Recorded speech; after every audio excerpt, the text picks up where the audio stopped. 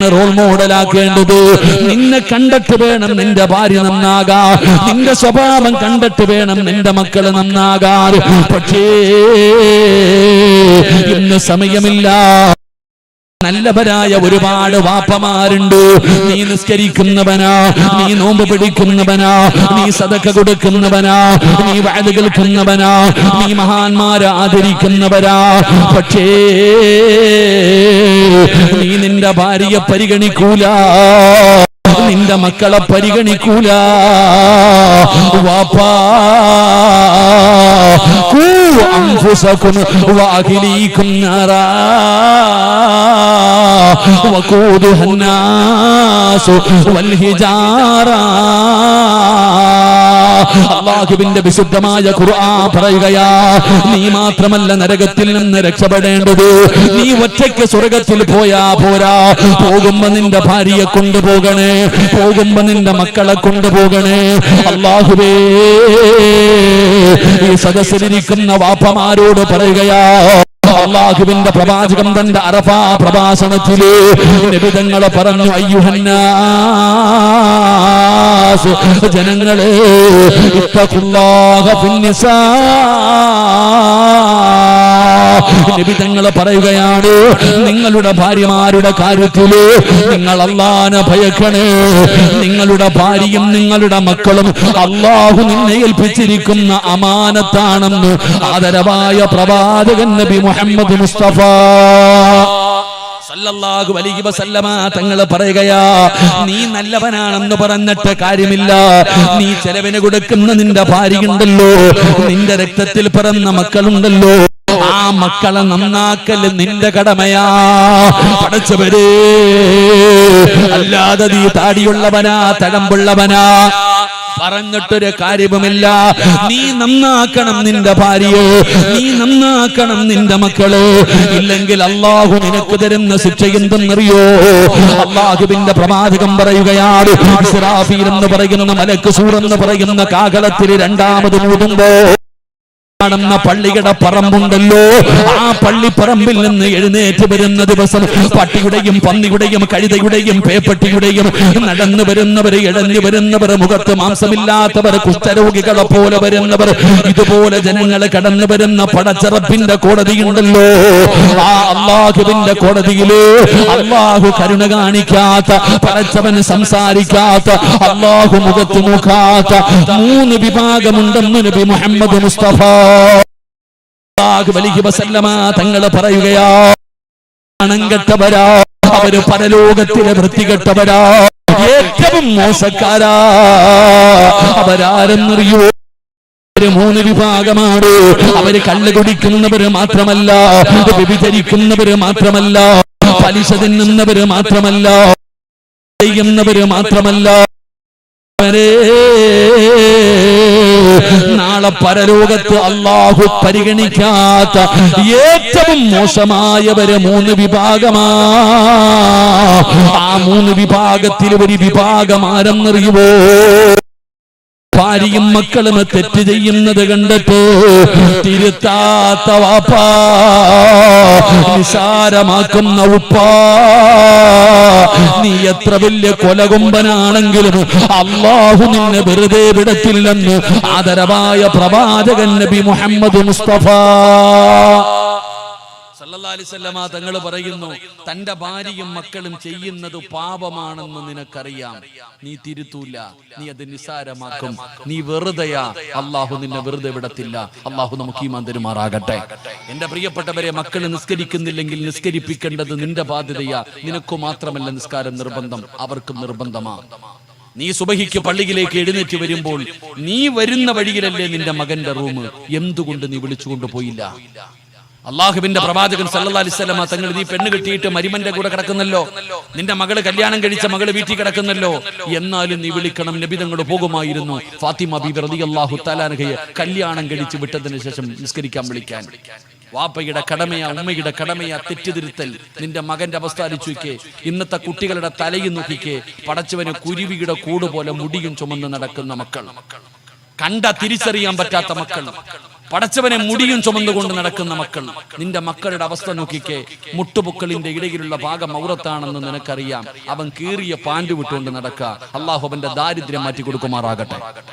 ആമീൻ പറ. കീറിയ പാൻറ് വിട്ട് നടക്കുന്ന ചെറുപ്പക്കാരില്ലേ, അവന്റെ വാപ്പയ്ക്ക് അള്ളാഹു ബർക്കത്ത് ചെയ്യുമാറാകട്ടെ. കാരണം അങ്ങാർക്ക് ബർക്കത്തുണ്ടായാലല്ലേ മോന് കീറാത്ത ഒരു പാൻറ് പിടിച്ചു കൊടുക്കാൻ പറ്റൂ. പണ്ടത്തെ പെണ്ണുങ്ങള് ഒരു ബട്ടൺസ് പോയാ തച്ചു വെക്കും. ഇന്ന് മകന്റെ കീറി പറഞ്ഞ പാൻറ് കണ്ടിട്ടും പെണ്ണുങ്ങൾക്ക് കരുണ തോന്നാറില്ല. അള്ളാഹു അവർക്ക് കരുണ കൊടുത്ത് അനുഗ്രഹിക്കുമാറാകട്ടെ. മുട്ടുപൊക്കളിന്റെ ഇടയിലുള്ള ഭാഗം ഔറത്താണെന്ന് അറിയാത്തവരാണോ? വാപ്പ പിന്നാര നിസ്കാരം കഴിഞ്ഞ് ഇപ്പൊ ഈ വയൽ നടക്കുന്നു, എല്ലാം ഇരിക്കുന്നുണ്ട് ഇവിടെ.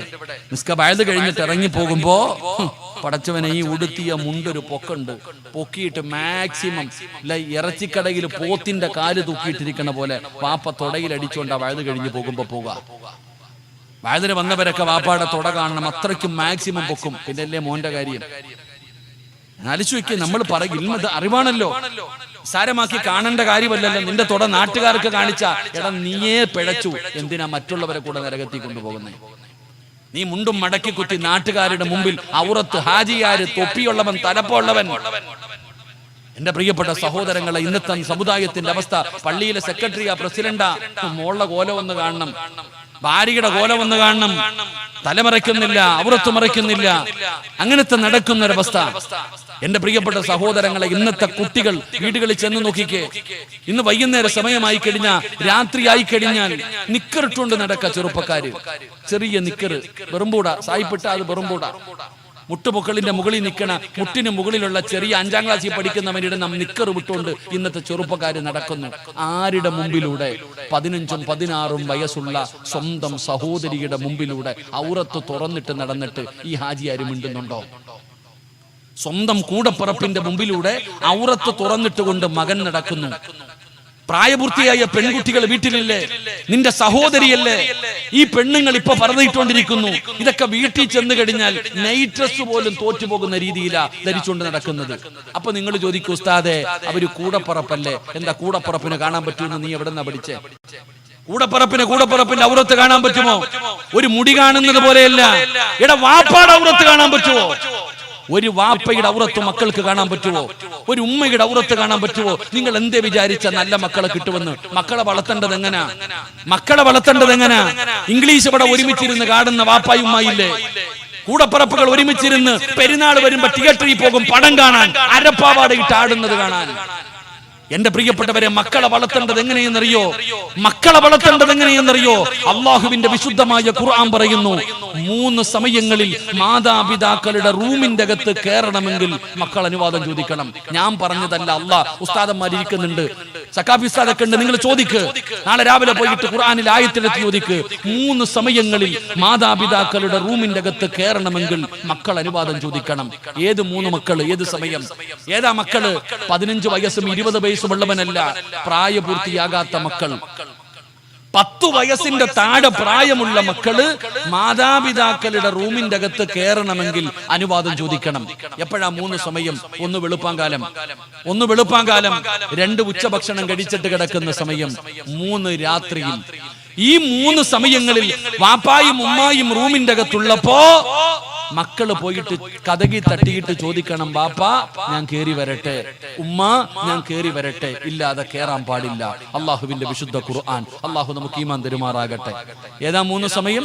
ഒന്ന് വെളുപ്പാങ്കാലം, 2 ഉച്ചഭക്ഷണം കഴിച്ചിട്ട് കിടക്കുന്ന സമയം, 3 രാത്രിയിൽ. എന്തുകൊണ്ട്? ഞാൻ ഉദാഹരണം പറഞ്ഞു തരാം. എന്താണ് ഉദാഹരണം? ഞാൻ നിങ്ങൾക്ക് മനസ്സിലാകുന്ന ഒരു ഉദാഹരണം പറയാം. എന്റെ പ്രിയപ്പെട്ടവരെ, നമ്മളൊക്കെ രാത്രി കിടക്കുമ്പോ ആണുങ്ങൾ ഒരു മുണ്ടുടുത്തിട്ട് കിടത്തുറങ്ങും. ചങ്ങായിമാരെ മിണ്ടായിരടാ, ഓനെ പിടി. 6 അടി നീളത്തിൽ ഞാനിവിടെ ഇരിക്കുന്നതാ. ആണുങ്ങളൊക്കെ കടന്നുറങ്ങുമ്പോ ഒരു മുണ്ടുടുത്തിട്ട് കിടന്നുറങ്ങും. രാവിലെ 4 മണിക്കോ 5 മണിക്കോ ഉറക്കത്തിൽ നിന്ന് എഴുന്നേക്കുമ്പോ ആദ്യം തിരയുന്നത് എന്റെ മുണ്ട് എന്തേ ആമിന, എന്റെ മുണ്ട് ദോ കിടക്കുന്ന കട്ടിലിനടിയിൽ എടുത്തുകൊടുത്തു മനുഷ്യ. അള്ളാഹു ഈമാൻ തരുമാറാകട്ടെ. രാവിലെ 4 മണിക്കോ 5 മണിക്കോ പ്രായപൂർത്തിയാകാത്ത ഒരു മകൻ വീടിന്റെ അകത്തേക്ക്, റൂമിന്റെ അകത്തേക്ക് അനുവാദം ചോദിക്കാതെ കയറി വന്ന ഗോവക്കടപ്പുറത്ത് സാഹിബ് കിടക്കണമല്ല, വാപ്പ കിടക്ക. വാപ്പ കിടക്കുന്നത് ഔറത്ത് തുറന്നിട്ട് കൊണ്ട് കിടക്ക. അപ്പൊ ഈ 10 വയസ്സുള്ള ഒരു കുട്ടി വാപ്പാടെ ഔറത്ത് കണ്ട എന്തെങ്കിലും തോന്നുവോ? 10 വയസ്സുകാരനെ പോകട്ടെ, 40 50 വയസ്സുള്ളവന് തോന്നുവോ?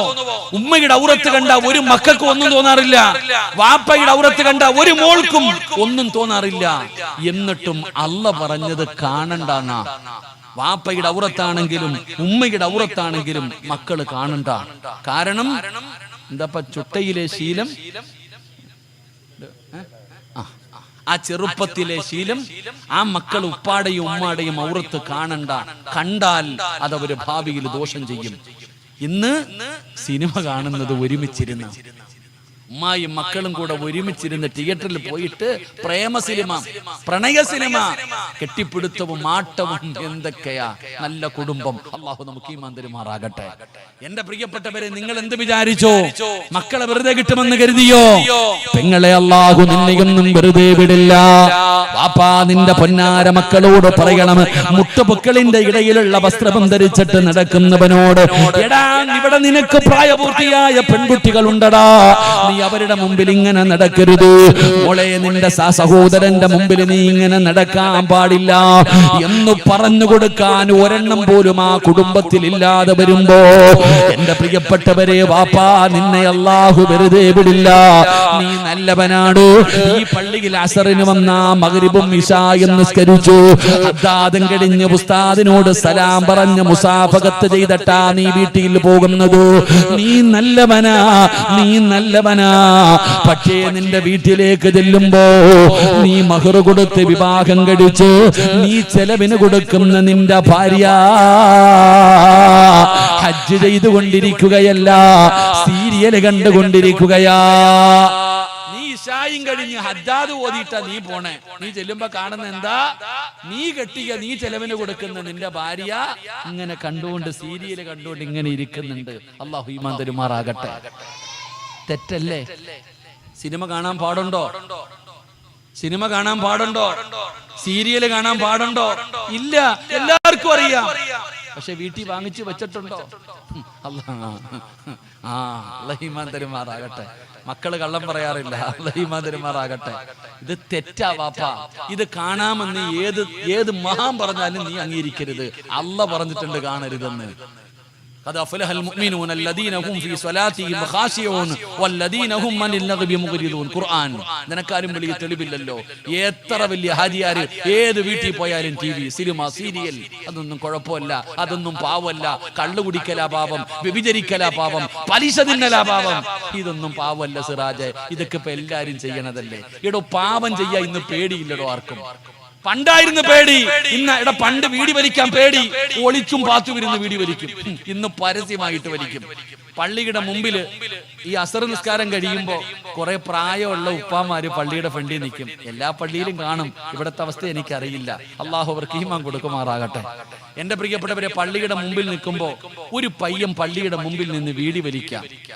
അപ്പൊ ഈ അത്താമാര് ഇത് കണ്ടു. അത് ആരുടെ മകനാ കൂടാ? എന്നടാ പള്ളിയുടെ മുമ്പിൽ എന്തുവാ? അവരിങ്ങനെ പരസ്പരം പറയാ, ആരുടെ മോനാടാ അവൻ പള്ളിയുടെ മുമ്പിൽ നിന്നിട്ട് നമ്മുടെ മുമ്പിൽ നിന്ന് വീടി വലിക്കുന്നു.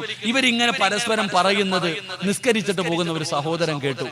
അപ്പൊ ഈ വീടി വലിച്ചവന്റെ വാപ്പായെ കണ്ടപ്പോ ഈ ചങ്ങാതി പറഞ്ഞു, ഹബീബെ, നിങ്ങളുടെ മോൻ പരസ്യമായിട്ട് ആ വാപ്പാമാരുടെ മുമ്പിൽ പള്ളിയുടെ മുമ്പിൽ നിന്ന് വീടി വലിക്കുന്നു ഞാൻ കണ്ടു. അവരൊക്കെ ഓരോന്നും പറയുന്നുണ്ട്. അതുകൊണ്ട് നിങ്ങൾ അവനോട് പറയണം, ഒന്ന് മാറി നിന്ന് വലിക്കണ്ടെന്ന് ഞാൻ പറയുന്നില്ല. അവൻ വീടി വലിച്ചോട്ടെ. പക്ഷെ പരസ്യമായിട്ട് പള്ളിയുടെ മുമ്പില് ഒന്ന് മാറി നിന്ന് വിളിക്കാനെങ്കിലും പറ, ഒന്ന് വലിക്കാൻ. അപ്പൊ ആ വാപ്പ പറയാ, നീ അവനെ കാണുവാണെങ്കിൽ പറയണം, എന്റെ മുമ്പിൽ ഇരുന്ന് വലിക്കല്ലേ എന്ന്. അല്ലാഹു ഈമാൻ തരുമാറാകട്ടെ. അവൻ വാപ്പാടെ മുമ്പിൽ ഇരുന്ന് വലിക്കുന്നവനാ. എടോ, പാപം ചെയ്യാൻ ഇന്നും മനുഷ്യന് പേടിയില്ലടോ. ഞാൻ ഉദാഹരണം ചോദിക്കട്ടെ. അല്ലാ, 10 മണിയായിപ്പോ. ഞാൻ 10 മണിക്ക് നിർത്താന്ന് പറഞ്ഞിട്ടല്ലേ തുടങ്ങിയേ. ഇപ്പൊ 10 മണി കഴിഞ്ഞു. വാക്ക് പറഞ്ഞ പാലിക്കണം, ഇല്ലെങ്കിൽ പിന്നെ എന്നാ വായത്? വാക്ക് പാലിക്കാത്തതിന്റെ പേരില ആദം നബിയെ ഉടുതുണി പോലും കൊടുക്കാതെ അള്ളാഹു സ്വർഗത്തിൽ നിന്ന് പുറത്താക്കിയത് വാക്ക് പാലിക്കാത്തതിന്റെ പേരില. അള്ളാഹു ഈമാൻ തരുമാറാകട്ടെ. നിങ്ങൾ ഇരിക്കുമെങ്കിൽ ഞാൻ ഇത്തിരി നേരം കൂടെ പറയാം. എനിക്ക് നാളെ രാവിലെ 5:30 സുബഹി നിസ്കാരത്തിന് മലപ്പുറത്ത് എത്തണം, വളാഞ്ചേരിയിൽ. നിങ്ങൾ ഇരിക്കുമെങ്കിൽ ഞാൻ പറയാം.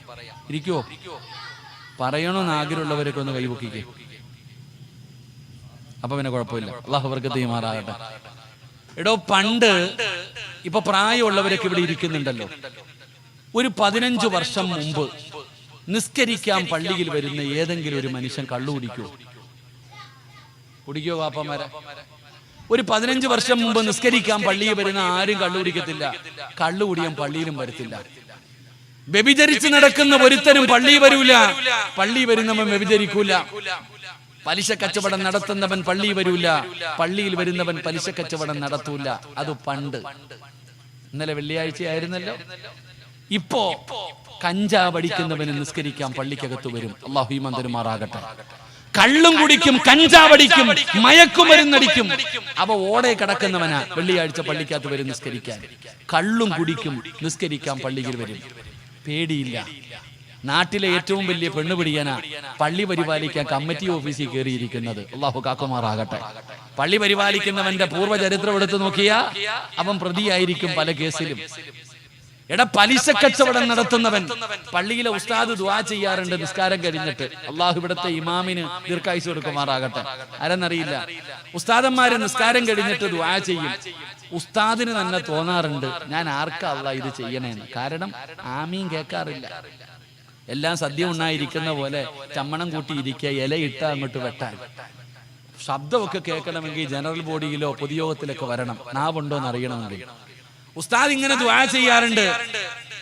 ഞാൻ പണ്ട് പഠിച്ചിറങ്ങിയിട്ടൊരിടത്ത് ജോലിക്ക് ചെയ്യുമ്പോൾ ഒരു മരിച്ച വീട്ടിൽ പോയി. 3-നോ 7-നോ കണ്ട് എന്നെ വിളിച്ചോണ്ട് പോയി.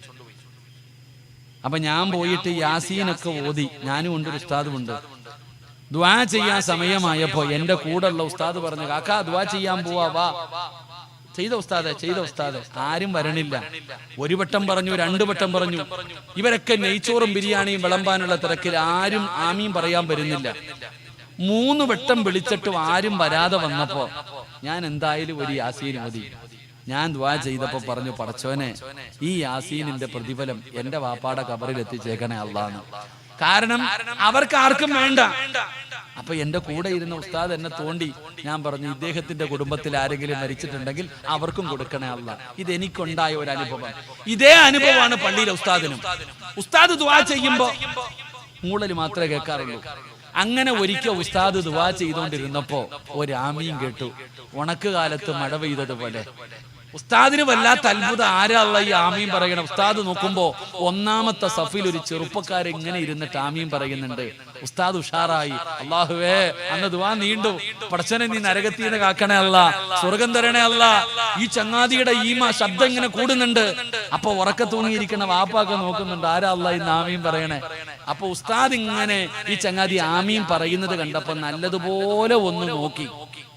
2 കൈയും ഉയർത്തിപ്പിടിച്ച് ചിരിക്കുന്ന മുഖത്തോടെ പള്ളിയുടെ 1-ാമത്തെ സഫിലിരുന്ന് ആമീൻ പറയുന്ന ചെറുപ്പക്കാരനെ ഉസ്താദ് നല്ലതുപോലെ ഒന്ന് നോക്കിയപ്പോ അവന്റെ പോക്കറ്റിന്റെ അകത്ത് തെളിഞ്ഞു കാണാം, നാളെയാണ് ശനിയാഴ്ച ബമ്പർ, ഓണ ബമ്പർ പോക്കറ്റിന്റെ അകത്ത് വെച്ചിട്ടാണ് ഇവൻ ആമീൻ പറയുന്നത്. അള്ളാഹു നമുക്ക് ഈമാൻ തരുമാറാകട്ടെ. ഇതാടോ അവസ്ഥ. ഇതാണ് ഇന്നത്തെ അവസ്ഥ. പേടിയില്ല. പണ്ട് തൊപ്പിയിട്ട ഒരു ഉസ്താദിന്റെ അടുക്ക വന്നിട്ട് ലോട്ടറി വേണോ എന്ന് ചോദിക്കുവോ? ഇല്ല. ആരോടും ചോദിക്കും, ഉസ്താദിനോട് ചോദിക്കില്ല. ഈ ഓണത്തിന് എത്ര കോടിയായിരുന്നപ്പാ? ഓ, നിങ്ങളൊക്കെ മലക്കുകൾ, ഞാൻ മാത്രമേ ഉള്ളൂ മനുഷ്യനായിട്ട്. ആർക്കും അറിയത്തില്ലായിരുന്നു ഓണബമ്പർ എത്ര ആയിരുന്നു. പടച്ചവനെ, അടിക്കാത്ത എന്റെ ദുഃഖത്തിൽ ഇപ്പോഴും രാവുക. എടാ, ദുബൈയും തൊപ്പി ഞാൻ ഇരിക്കുമ്പോ ഒരമ്മ എന്റെ അടുത്ത് വന്നിട്ട് പറയാ, ഓണ ബമ്പർ എന്നാ മോനെ എടുത്തോ. ഞാൻ ആ അമ്മയെ ഒന്ന് നോക്കി. ഞാൻ എന്നിട്ട് ആ പ്രായം ചെന്ന അമ്മയോട് പറഞ്ഞു, അമ്മേ, ഞങ്ങൾക്ക് ഇത് ഹറാമ. അമ്മയ്ക്ക് ഹറാമെന്ന് അറിയാത്തോണ്ട് ഞാൻ പറഞ്ഞു, ഞങ്ങൾക്ക് ഇത് പാപമാ, എടുത്തുകൂടാ. ഇത് പറഞ്ഞപ്പോ ആ അമ്മ എന്നെ നോക്കിയിട്ടൊരു ചിരി. എന്നെ കളിയാക്കിയതുപോലെ എനിക്ക് തോന്നി. ഞാൻ ചോദിച്ചു, എന്തേ അമ്മേ? അല്ല മോനെ, നിങ്ങളുടെ ഒരു കാക്കാടെ കടയിലെ ഏജന്റാ ഞാനെന്ന്. നിങ്ങളുടെ ഒരു കാക്കാടെ കടയാണ് ഞാൻ ഇതെടുത്തോണ്ട് വന്ന് കച്ചവടം ചെയ്യുന്നത്. എനിക്ക് കമ്മീഷനാ. നീ പറയുന്ന ഹറാമാണ്. അല്ലാഹു ഈമാൻ തരുമാറാകട്ടെ. എടാ, വെള്ളിയാഴ്ച പള്ളിയിലെ ഉസ്താദിന് പ്രസംഗിക്കാൻ പറ്റുമോ? കള്ളുകുടിയെ കുറിച്ച്, കഞ്ചാവടിയെ കുറിച്ച്, മയക്കുമരുന്നിനെ കുറിച്ച്, വ്യഭിചാരത്തെ കുറിച്ച്, പലിശയെ കുറിച്ച് പള്ളിയിലെ ഖത്തീബിന് പ്രസംഗിക്കാൻ പറ്റുമോ? കാരണം എന്തേ? എല്ലാം പള്ളിക്കകത്തുണ്ട്. ഉസ്താദ് കള്ളുകുടിയെ കുറിച്ച് പ്രസംഗിച്ചാ പറയും ഇന്ന് നമുക്കിട്ടാടാതാകുന്നതെന്ന്. പള്ളിക്കകത്ത് തന്നെ ഉണ്ട്, എല്ലാം പള്ളിക്കകത്തുണ്ട്. ഞാൻ പറഞ്ഞു വന്നത് ഇന്ന് മുസ്ലിമിന് തെറ്റ് ചെയ്യാൻ പേടിയില്ല, പാപം ചെയ്യാൻ ഒരു ഭയവുമില്ലടോ. അള്ളാഹു ഉമ്മത്തിനെ കാക്കുമാറാകട്ടെ. എന്റെ പ്രിയപ്പെട്ട സഹോദരങ്ങളെ, ഞാൻ പറഞ്ഞു വന്നത് നമ്മുടെ മക്കൾക്ക് നമ്മൾ മാതൃകയാകണം. നമ്മുടെ മക്കൾക്ക് നമ്മൾ മാതൃകയാകണം. നമ്മളെ കണ്ടു വേണം നമ്മുടെ മക്കൾ വളരാൻ. പണ്ടത്തെ തലമുറ അങ്ങനായിരുന്നു. അള്ളാഹയെ പേടിച്ചില്ലെങ്കിലും ഉമ്മാനെ ഉപ്പാനെ അവർക്ക് പേടിയുണ്ടായിരുന്നു. മാതാപിതാക്കളുടെ കണ്ണുനീർ, അള്ളാഹുവേ ഞാൻ തെറ്റ് ചെയ്യുന്നത്, എടാ കൂട്ടുകാരി വീടി വലിക്കടാ എന്ന് പറയുമ്പോ മക്കള് പറയുമായിരുന്നു, എന്റെ വാപ്പ അറിഞ്ഞാൽ ഇല്ലടാ എനിക്ക് വേണ്ട, എന്റെ ഉമ്മ അറിഞ്ഞാൽ എനിക്ക് വേണ്ട. എന്റെ ഉമ്മയ്ക്ക് സങ്കടമാകും, എന്റെ വാപ്പയ്ക്ക് സങ്കടമാകും. വാപ്പയും ഉമ്മയും അറിയുന്നത് പോലും ഭയപ്പെടുന്നിരുന്നു നമ്മുടെ കാലം. ഇന്നതൊക്കെ മാറി. എന്റെ പ്രിയപ്പെട്ടവരോട് അതുകൊണ്ട് പറയുകയാ, നമ്മള് നല്ലവരാകൂ, നമ്മള് നല്ലവരാകൂ. പഠിച്ചവനെ മക്കള് തലതിരിഞ്ഞു പോകാനുള്ള കാരണം നമ്മൾ തന്നെയാ. ഇന്ന് ചീത്ത വിളിക്കാൻ പഠിക്കുന്ന എവിടുന്ന?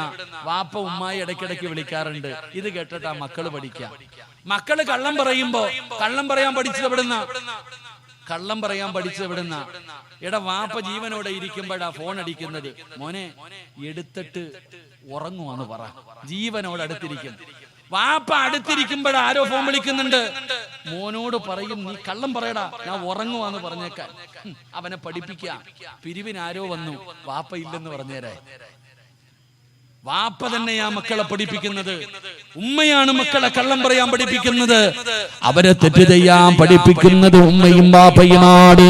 അതുകൊണ്ട് സഹോദരാ, ആദ്യം നമുക്ക് നന്നാകാം. വാപ്പയും ഉമ്മയും നന്നായാൽ മക്കള് നന്നാകുമടോ. വീട് സ്വർഗമാവുകയാണ്, വീട് സ്വർഗമാവുകയാണ്. അതുകൊണ്ട് പടച്ചവനെ, മക്കളെ വളർത്തേണ്ടത് എങ്ങനെയാണെന്ന് ഞാൻ പറഞ്ഞു തരാ. മക്കളെ വളർത്തേണ്ടത് എങ്ങനെയാണെന്ന് ഞാൻ പറഞ്ഞു തരാ. മക്കളെ വളർത്തിയാ മക്കൾ എങ്ങനെയാകുമെന്നുള്ളതിനൊരു ഉദാഹരണം പറഞ്ഞു ദുആ ചെയ്യാ. പെങ്ങളെ, നിങ്ങൾക്ക് വേണ്ടിയൊന്നും പറഞ്ഞില്ല എന്ന് പരാതി വേണ്ട. ഞാനൊരു വാപ്പയെയും ഒരു ഉമ്മയെയും ഒരു മകളെയും ഞാൻ പറഞ്ഞു തരാ. എങ്ങനെയാണ് മക്കളെ വളർത്തേണ്ടതെന്നറിയുവോ? നല്ല മക്കൾ ഉണ്ടാകുന്നത് എങ്ങനെയെന്നറിയുവോ? മഹാനായ ആദരവായ പ്രവാചകൻ നബി മുഹമ്മദ് മുസ്തഫ സല്ലല്ലാഹു അലൈഹി വസല്ലമ തങ്ങളെ, നബി തങ്ങൾക്ക് 25 വയസ്സ്, ഖദീജ ബീബി റളിയല്ലാഹു തആല അൻഹയ്ക്ക് 40 വയസ്സ്. 25 വയസ്സുള്ള നബി തങ്ങൾ 45 വയസ്സുകാരിയായ 40 വയസ്സുകാരിയായ ഖദീജ ബീബിയെ വിവാഹം കഴിക്കുകയാ. നബി തങ്ങളെക്കാൾ 15 വയസ്സ് കൂടുതലാണ്. പടച്ചവരെ, അല്ലാഹുവിന്റെ പ്രവാചകന് 35 വയസ്സാകുമ്പോഴാ ഫാത്തിമ എന്ന് പറയുന്ന മകള് ജനിക്കുന്നത്. ഫാത്തിമ എന്ന് പറയുന്ന മകള് നബി തങ്ങളുടെ 35-ാമത്തെ വയസ്സിലാണ് ജനിക്കുന്നത്. ഫാത്തിമാനെ കാണുന്നവർ പറയുന്ന ഒരു വാക്ക്, വാപ്പാടെ മോളാ, ഉപ്പാന്റെ മോളാ. കാരണം ഫാത്തിമ നബി തങ്ങളെ പോലെയാണ് ഇരുന്നിരുന്നത്. ഫാത്തിമ വരുന്നത് കണ്ടാ നബി തങ്ങൾ വരുന്നത് പോലെയാണ്. അതുകൊണ്ട് ഫാത്തിമയ്ക്ക് വാപ്പയോട് വല്ലാത്ത ഇഷ്ടമാണ്. ഖദീജയ്ക്കും ഫാത്തിമയോട് വല്ലാത്ത ഇഷ്ടമാണ്. പടച്ചവനെ, അല്ലാഹുവിന്റെ പ്രവാചകന്റെ പ്രിയപ്പെട്ട ഭാര്യയായ ഖദീജ ബീബി റളിയല്ലാഹു തആല അൻഹാ. പഠിക്കണം പെങ്ങളെ, ഖദീജയാരെന്ന്. ഫാത്തിമ ബീബിയുടെ 15-ാമത്തെ വയസ്സിലാണ് ഖദീജ ബീബി റളിയല്ലാഹു തആല അൻഹ ലോകത്തോട് യാത്ര പറയുന്നത്. ഒരു കുഞ്ഞൊരു പെണ്ണിന് ഉമ്മയെ വേണേണ്ട സമയം, ഒരു പെണ്ണിന്റെ കൂടെ ഉമ്മയുണ്ടാകേണ്ട സമയത്ത് അല്ലാഹുവേ, ഫാത്തിമ ബീബി കാണുന്നത് എന്തെന്നറിയുമോ? 65 വയസ്സുള്ള ഖദീജ ബീബി റളിയല്ലാഹു തആല അൻഹാ. അതാ ഖദീജ ബീബിയുടെ പ്രായം 65 വയസ്സാണ്. ആ 65 വയസ്സുള്ള ഉമ്മയുണ്ടല്ലോ, ഒരു ദിവസം കുളിച്ചൊരുങ്ങിയിട്ട് വെള്ള വസ്ത്രം ധരിച്ച് വീടിന്റെ മുമ്പിൽ നിൽക്കുകയാ. കുളിച്ചൊരുങ്ങിയിട്ട് അതാ ഖദീജ ബീബി വീടിന്റെ വാതിലിൽ കാത്തു നിൽക്കുകയാണ്. ആരേ? തന്റെ ഭർത്താവിനെ കാത്തു നിൽക്കുകയാണ്. സ്നേഹമുള്ള ഭാര്യ എങ്ങനെയാണ് ഭർത്താവിനെ വീടിന്റെ മുറ്റത്ത് കാത്തു നിൽക്കുകയാണ്. വരാൻ താമസിച്ചാൽ ആശങ്കയാണ്. ഭർത്താവ് കഴിക്കാതെ ഭക്ഷണം കഴിക്കാറില്ല. പടച്ചവനെ ഖദീജ എന്ന 65 വയസ്സുള്ള ഉമ്മ അതാ നബി തങ്ങളെ കാത്തു നിൽക്കുകയാണ്. അല്ലാഹുവിന്റെ പ്രവാചകനെ വീട്ടിലേക്ക് കടന്നു വന്നു. ചിരിക്കുന്ന മുഖത്തോടെ സ്വീകരിക്കുകയാണ്. കഴിക്കാൻ ഭക്ഷണം കൊടുത്തു. ഖദീജ ബീബി റളിയല്ലാഹു തആല അൻഹ ഭക്ഷണം കഴിച്ചുകൊണ്ടിരിക്കുമ്പോ തന്റെ ഭർത്താവായ നബി തങ്ങളോട് ചോദിക്കുന്നു, യാ റസൂലല്ലാഹ്, മുത്തി നബിയേ, എനിക്കൽപ്പം ഭക്ഷണം വാരിത്തരുമോ നബിയേ, എനിക്കൽപ്പം ഭക്ഷണം വാരിത്തരുമോ നബിയേ.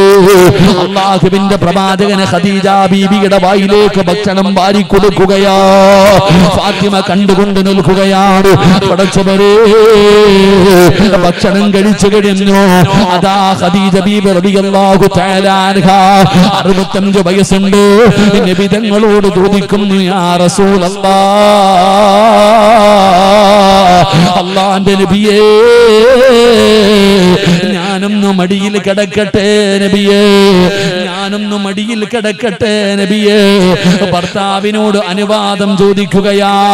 മടിയിൽ കിടക്കാൻ 65-ാമത്തെ വയസ്സില് നിനക്കിത് തിരിയില്ല വാപ്പാ. ഇന്നത്തെ വാപ്പമാർക്കത് തിരിയില്ല. കാരണം 50 വയസ്സ് കഴിഞ്ഞ വാപ്പ വേറെ റൂമില്, ഉമ്മ വേറെ റൂമില്. ആ പ്രായം ചെന്നവരുടെ കൂടെ കടന്നിട്ട് കാര്യമില്ലല്ലോ. 65 വയസ്സുകാരിയായ ഖദീജ ബീബി റളിയല്ലാഹു തആല അൻഹ അല്ലാഹുവിന്റെ പ്രവാചകന്റെ മടിത്തട്ടിൽ കിടക്കുകയാ. നബി തങ്ങളുടെ മുഖത്ത് നിന്ന് കണ്ണെടുക്കുന്നില്ല. എന്തേ ഖദീജ, എന്തേ ഖദീജ, യാ റസൂലല്ലാഹ്, എന്തൊരു ഗ്ലാമറാ നബിയേ.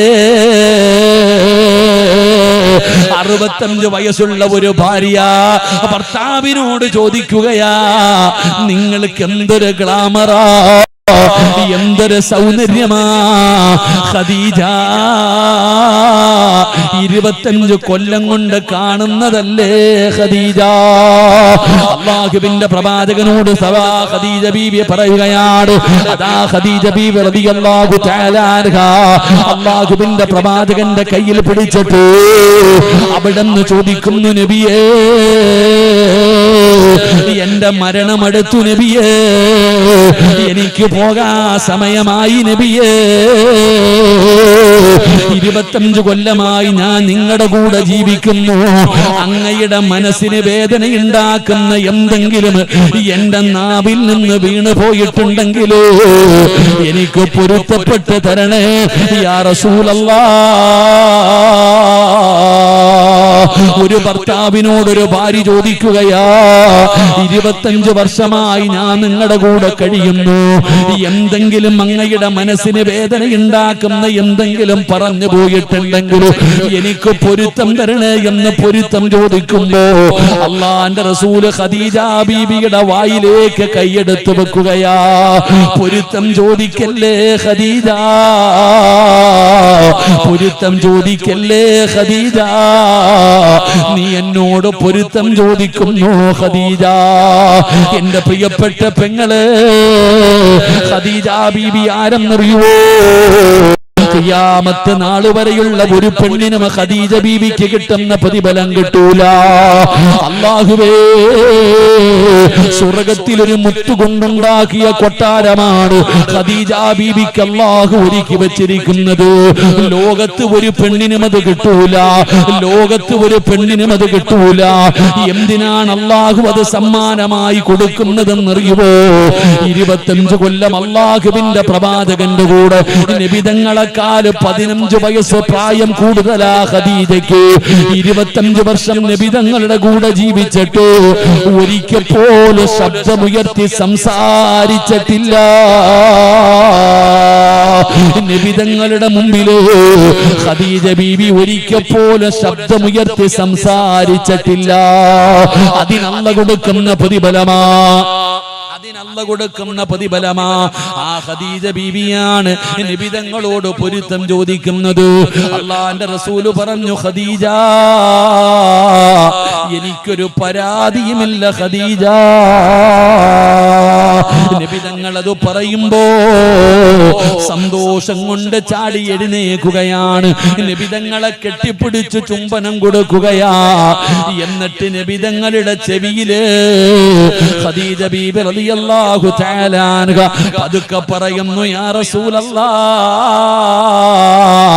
എനിക്ക് 3 ആഗ്രഹമുണ്ട് നബിയേ, എനിക്ക് 3 ആഗ്രഹമുണ്ട് നബിയേ, സാധിപ്പിച്ചു തരുമോ നബിയേ? എന്തേ ഖദീജ, എന്തേ ഖദീജ? യാ റസൂലല്ലാഹ്, ഞാൻ മരിച്ചാൽ എന്റെ മയ്യത്ത് നിങ്ങൾ വേണം കുളിപ്പിക്കാൻ. വേറെ ഒരാളും കാണുന്നത് എനിക്കിഷ്ടമല്ല നബിയേ. എന്റെ ജനാസ കുളിപ്പിക്കേണ്ടത് നിങ്ങളാണ്. വേറെ ഒരാളെയും എന്റെ ജനാസ കാണിപ്പിക്കരുത്. എനിക്കത് ഇഷ്ടമല്ല നബിയേ. എന്റെ ജനാസ കുളിപ്പിക്കുമോ? ഖദീജ ബീബി അല്ലാഹുവിന്റെ റസൂലിനോട് ചോദിക്കുമ്പോ നബി തങ്ങൾ സമ്മതിക്കുകയാണ്. ഒന്നാമത്തെ ആഗ്രഹം അതായിരുന്നു. രണ്ടാമത്തെ ആഗ്രഹം എന്തെന്നറിയോ? യാ റസൂലല്ലാഹ്, എന്റെ കഫം പുതിയ സമയമാകുമ്പോ അങ്ങയുടെ ചുമലിൽ കിടക്കുന്ന ഷാളുണ്ടല്ലോ, എപ്പോഴും കൊണ്ട് നടക്കുന്ന ഷാളുണ്ടല്ലോ, ആ ഷാള് എന്റെ കഫം തുണിക്കകത്ത് വെക്കണം നബിയേ. കാരണം ഖിയാമത്ത് നാൾ വരെ ഖബറിനകത്ത് കടക്കാറുള്ളതാ. നിങ്ങളില്ലാതെ എനിക്ക് പറ്റൂല. നിങ്ങളുടെ സുഗന്ധം എനിക്ക് വേണം നബിയേ. കഫം തുണിക്ക് അങ്ങയുടെ ഷാള് വെക്കണം നബിയേ. അല്ലാഹുവിന്റെ റസൂല് സമ്മതിക്കുകയാണ്. മൂന്നാമത്തെ ആഗ്രഹം എന്തെന്നറിയുവോ? എന്റെ ഖബറിനകത്ത് ഇറങ്ങണം നബിയേ. എന്റെ ഖബറിനകത്ത് ഇറങ്ങണം, എന്റെ ജനാസ ഇറക്കി വെക്കണം. എന്നിട്ട് പിടിമണ്ണ് വാരി വെക്കേണ്ടത് നിങ്ങളുടെ കൈകൊണ്ടാണ്. അല്ലാഹുവിന്റെ റസൂലിനോട് ഖദീജ ബീബി പറയുകയാണ്, എന്റെ കബളിന്റെ താഴെ മണ്ണ് വെക്കേണ്ടത് നിങ്ങളുടെ കൈകൊണ്ടാ. അല്ലാഹുവേ, ഫാത്തിമ കാണുകയാ. ഖദീജ ബീബി റളിയല്ലാഹു തആല അൻഹ ലോകത്തോട് വിട പറയുകയാണ്. പടച്ചവനെ, മയ്യത്ത് കുളിപ്പിച്ചത് നബി തങ്ങളാണ്. റസൂലുള്ളാഹിയുടെ കണ്ടതങ്ങൾ നിറഞ്ഞു ഒഴുകുകയാണ്. തന്റെ ഖദീജയുടെ ജനാസ കുളിപ്പിക്കുമ്പോ അവിടുന്ന് കഫം പുതിയ സമയമാകുമ്പോ അല്ലാഹുവിന്റെ പ്രവാചകൻ തന്റെ ചുമലിൽ കിടന്ന ഷാളെടുത്തു ചുംബിക്കുകയാ. ഖദീജ ബീവിയുടെ കഫം തുണിക്കകത്ത് വെച്ച് പൊതിയുകയാണ്. അവസാനം നിസ്കാരം കഴിഞ്ഞു. ജനാസ ഖബറിലേക്ക് ഇറക്കുമ്പോ നബി തങ്ങൾ ഖബറിനകത്ത് ഇറങ്ങുകയാണ്. അവിടത്തെ ജനാസ താങ്ങി വെക്കുകയാണ്. ഖദീജ ബീവിയുടെ മുഖത്തെ തുണിയടിച്ചു മാറ്റി. എന്നിട്ട് ഒരു പിടി മണ്ണ് വാരി, മിൻഹാ ഖലഖനാകും വഫീഹാ നുഈദുകും വമിൻഹാ നുഖ്രിജുകും താറത്തൻ നുഖ്റാ എന്ന് പറഞ്ഞുകൊണ്ട് ഖദീജ ബീവിയുടെ കബളിനടിയിൽ മണ്ണ് വെക്കുമ്പോ നബി തങ്ങളുടെ കണ്ണ് നിറയുകയാ. ഫാത്തിമ കാണുകയാ. ഉമ്മ മരിച്ചതിങ്ങനെയാ. ഫാത്തിമയുടെ ഉമ്മ മരണപ്പെട്ടതിങ്ങനെയാ. 63-ാമത്തെ വയസ്സില് ഫാത്തിമ ബീബി നോക്കുമ്പോ തന്റെ പ്രിയപ്പെട്ട പിതാവ് സക്കറാത്തിന്റെ അവസ്ഥയിൽ കിടക്കുകയാ. ഭർത്താവിനോട് പൊരുത്തം ചോദിച്ചു. ഭർത്താവിനോട് അനുവാദം ചോദിച്ചിട്ട് ഫാത്തിമ ബീബി കാണാൻ പോയി. നബി തങ്ങൾ കരയുകയാ. ഫാത്തിമാനെ കെട്ടിപ്പിടിച്ച് ചുംബനം കൊടുത്തു. എന്നിട്ട് അടുത്ത് വിളിച്ചിരുത്തിയിട്ട് പറഞ്ഞു, ഫാത്തിമ, വാപ്പയുടെ മരണമെടുത്തു മോളെ. ഫാത്തിമ വല്ലാതെ കരയുകയാണ്. നബി തങ്ങൾ രണ്ടാമത് വിളിച്ചിട്ട് പറഞ്ഞു, നീ കരയണ്ട, അടുത്തത് നീയാ ഫാത്തിമ. ഉപ്പാന്റെ പുറകെ നീയും വരും ഫാത്തിമ. ഫാത്തിമ ചിരിക്കുകയാണ്. എന്റെ പ്രിയപ്പെട്ടവരെ, തന്റെ പിതാവായ മുത്തുനബി സ്വല്ലല്ലാഹു അലൈഹി വസല്ലമ തങ്ങൾ ആയിഷ എന്ന പ്രിയപ്പെട്ട ഭാര്യയുടെ നെഞ്ചത്ത് കിടക്കുകയാണ്. ഫാത്തിമ നോക്കുമ്പോ തന്റെ ഉമ്മാടെ നെഞ്ചത്ത് കിടന്നിട്ട് ഫാത്തിമ ബീവിയുടെ പിതാവായ നബി തങ്ങൾ ആയിഷ ബീബി റളിയല്ലാഹു തആല അൻഹയുടെ നെഞ്ചത്ത് കിടന്നിട്ട് നബി തങ്ങൾ ലോകത്തോട് യാത്ര പറയുകയാണ്. വാപ്പയുടെ വഫാത്തും കണ്ടു, ഉമ്മയുടെ മരണവും കണ്ടു. പ്രിയപ്പെട്ട പെങ്ങളെ, ഈ ഖദീജ ബീബിയുടെ മകളായ നബി തങ്ങളുടെ കരളിന്റെ കഷ്ടമായ മഹദി ഫാത്തിമ 29ാമത്തെ വയസ്സില് 29ാമത്തെ വയസ്സില് ഉമ്മ നിന്നതുപോലെ കുളിച്ചൊരുങ്ങിയിട്ട് വീടിന്റെ കവാടത്തിൽ നിൽക്കുകയാണ്. 65 വയസ്സുള്ള ഉമ്മ നിന്നതുപോലെ കുളിച്ചൊരുങ്ങിയിട്ട് വീടിന്റെ കവാടത്തിൽ നിൽക്കുകയാ. അതാ വരുന്നു സയ്യിദുനാ അലി ഇബ്നു അബീ ത്വാലിബ് റളിയല്ലാഹു തആല അൻഹു. അലിയാർ തങ്ങൾ കടന്നു വന്നു. അവിടുന്ന് സലാം പറഞ്ഞു സ്വീകരിച്ചു. കഴിക്കാൻ ഭക്ഷണം കൊടുത്തു. അലിയേ എനിക്ക് വാരിത്താലിയേ. അലിയാർ തങ്ങൾ ഭക്ഷണം വാരിക്കൊടുത്തു. ഫാത്തിമ ബീബി റളിയല്ലാഹു തആല അൻഹ ഭക്ഷണം കഴിച്ചു. അലിയാർ തങ്ങളുടെ മടിത്തട്ടിൽ കിടന്നു. അല്ലാഹുവേ, ഫാത്തിമ പറഞ്ഞു, അലിയേ എനിക്ക് സമയമായ അലിയേ, എന്റെ മരണമടുത്തു അലിയേ. ഞാൻ മരിച്ച പകലി എന്നെ കബറടക്കരുത്, എന്നെ രാത്രിയിൽ വേണം കബറടക്കാൻ. എന്തേ ഫാത്തിമ പകല് കബറടക്കാൻ പാടില്ലെന്ന് പറയാനുള്ള കാരണമെന്താ? കാരണമെന്തെന്നറിയോ അലിയേ? എന്റെ മയ്യത്ത് പൊതിയുന്നത്, എന്റെ മയ്യത്ത് ചുമക്കുന്നത്, എന്റെ മയ്യത്ത് ഖബറിൽ ഇറക്കി വെക്കുന്നത് അന്യ പുരുഷന്മാരാണ് അലിയേ. 3 കഷ്ടം തുണിയിൽ എന്റെ ജനാസ കൊണ്ടുപോകുമ്പോ എന്റെ ശരീരത്തിന്റെ വടിവ് ഒരാളും കാണുന്നത് എനിക്കിഷ്ടമല്ല അലിയേ. ഉമ്മ പറഞ്ഞതെന്താ? എന്റെ മയ്യത്ത് നിങ്ങൾ കുളിപ്പിക്കണം, വേറെ ഒരാളും എന്നെ കാണുന്നത് ഇഷ്ടമല്ല. അതേ ഉമ്മയുടെ മകളായ ഫാത്തിമ പറയുകയാ, ജനാസ കൊണ്ടുപോകുമ്പോ പോലും, എന്റെ ജനാസ കൊണ്ടുപോകുമ്പോ പോലും ഒരാളും എന്നെ കാണുന്നത് എനിക്കിഷ്ടമല്ല. ഉമ്മ, നീ റീൽസ് എടുക്കുന്നത് നിന്റെ മകളാ, നീ യൂട്യൂബിലിടാൻ, ഇൻസ്റ്റഗ്രാമിലിടാൻ, നീ റീൽസ് ചെയ്യുമ്പോ വീഡിയോ എടുക്കുന്നത് നിന്റെ മകളാ. മകള് ചെയ്യുമ്പോ നീയാ എടുക്കുന്നത്. നിനക്ക് ഔറത്ത് തുറന്നിട്ട് കൊണ്ട് നടക്കുന്ന ഉമ്മ, നിന്നെ കണ്ട് വളരുന്ന മക്കളാ. ഇന്നുപ്പമാര് പറയുന്നത് എന്തേ? ഉസ്താദേ, തലമറയ്ക്കുന്നതും മറയ്ക്കാത്തതും അവരുടെ അവകാശമാ. എന്റെ പ്രിയപ്പെട്ടവരെ, ഫാത്തിമ ബീബി റളിയല്ലാഹു തആല അൻഹ അവിടെന്ന് പറഞ്ഞത് ഇതാണ്, എന്നെ രാത്രിയിൽ വേണം കബറടക്കാൻ. സുബ്ഹാനല്ലാഹ്. 29ാമത്തെ വയസ്സില് തന്റെ ഭർത്താവിനോട് പൊരുത്തം ചോദിച്ചു. അവിടെന്ന് യാത്ര പറഞ്ഞു. തന്റെ പൊന്നാര മക്കളെ കയ്യിൽ പിടിച്ചേൽപ്പിച്ചു. ഫാത്തിമ ബീബി റളിയല്ലാഹു തആല അൻഹ ലോകത്തോട് യാത്ര പറഞ്ഞു എന്ന് ചരിത്രം പറയുമ്പോ, കുടുംബം ഇങ്ങനെയാകണം വാപ്പാ. ഒരു വാപ്പയും ഒരു ഉമ്മയും ഇങ്ങനെയായ മക്കള് നന്നാകുറിച്ച് കബറിൽ കിടക്കുമ്പോഴും ആ മക്കൾ അല്ലാഹുവോട് പറയും, റബ്ബിർഹംഹുമാ കമാ റബ്ബയാനി സഗീറാ. നിനക്ക് വേണ്ടി ദുആ ചെയ്യുന്ന മക്കളാകും